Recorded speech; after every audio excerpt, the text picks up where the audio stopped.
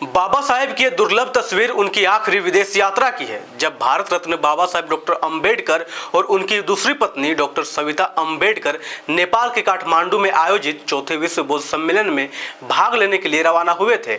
इसी यात्रा के दौरान बाबा साहेब ने अपना ऐतिहासिक भाषण बुद्ध और कार्ल मार्क्स दिया, जिसे आज भी उनके सबसे महत्वपूर्ण वैचारिक भाषणों में गिना जाता है। इस वीडियो में अंत तक बने रहिए।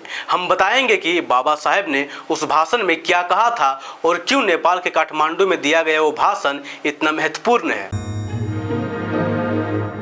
जोहार, जय भीम, जय फुले, जय बिरसा, जय साहू, जय पेरियार, जय संविधान। बाबा साहेब अपने महापरिनिर्वाण से मात्र 15 दिन पहले नेपाल के काठमांडू से एक ऐतिहासिक भाषण देते हैं। नवंबर 1956 को बाबा साहेब अपनी पत्नी डॉक्टर सविता अंबेडकर के साथ बुद्ध का संदेश लेकर नेपाल की धरती में उतरते हैं। दरअसल बाबा साहेब नेपाल के काठमांडू में आयोजित चौथे विश्व बौद्ध सम्मेलन में भाग लेने पहुंचे थे और उसी दिन 20 नवंबर 1956 को बाबा साहेब अपने ऐतिहासिक और प्रसिद्ध भाषण देते हैं। इस भाषण में उन्होंने बुद्ध और कार्ल मार्क्स के विचारों की तुलना करते हुए बताया कि दोनों का उद्देश्य मानव समाज से दुख, शोषण और असमानता को समाप्त करना था, लेकिन उनके तरीके अलग अलग थे। बाबा साहेब डॉक्टर अंबेडकर ने कहा कि दुनिया में गरीबी और शोषण को खत्म करने के दो बड़े रास्ते हैं। एक रास्ता महात्मा बुद्ध का है और दूसरा कार्ल मार्क्स का। मार्क्सवाद का मुख्य उद्देश्य समाज से आर्थिक असमानता और गरीबी को दूर करना है, ताकि कोई किसी का शोषण ना कर सके। बाबा साहेब ने स्पष्ट किया कि यही उद्देश्य 2500 साल पहले गौतम बुद्ध ने अपने उपदेशों और धम्मचक्र प्रवर्तन सूत्र में दिया था, जहां उन्होंने दुख यानी गरीबी और पीड़ा को मिटाने पर सबसे ज्यादा जोर दिया। भाषण में उन्होंने दोनों विचारधाराओं के तरीकों के बड़े अंतर को रेखांकित किया। उन्होंने कहा कि कार्ल मार्क्स का साम्यवाद समाज में बदलाव लाने के लिए हिंसा, जबरदस्ती और तानाशाही का सहारा लेता है। इसके विपरीत महात्मा बुद्ध का मार्ग पूरी तरह से अहिंसा, प्रेम, नैतिकता और मनुष्य के आंतरिक हृदय परिवर्तन पर आधारित है।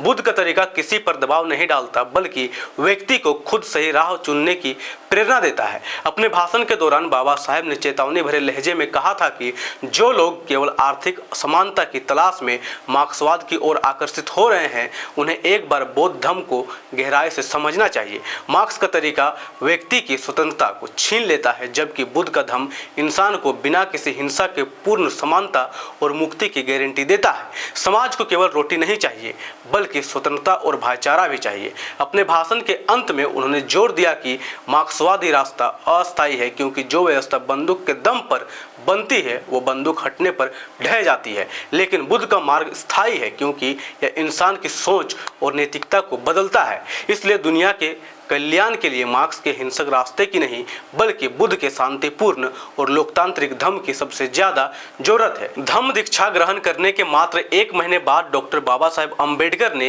यह विदेश यात्रा की थी। यह उनके जीवन की अंतिम अंतर्राष्ट्रीय यात्रा साबित हुई। इसके कुछ ही समय बाद 6 दिसंबर 1956 को उनका महापरिनिर्वाण हो गया। बाबा साहेब का यह भाषण वर्तमान समय में भी काफी महत्वपूर्ण है। आज दुनिया भर में अमीर और गरीब के बीच की खाई लगातार बढ़ रही है।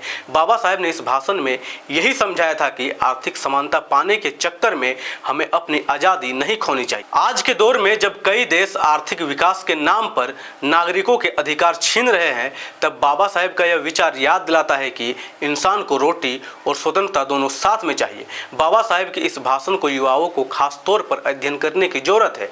आज की युवा पीढ़ी अक्सर शॉर्टकट या उग्र विचारधाराओं की तरफ जल्दी आकर्षित हो जाती है।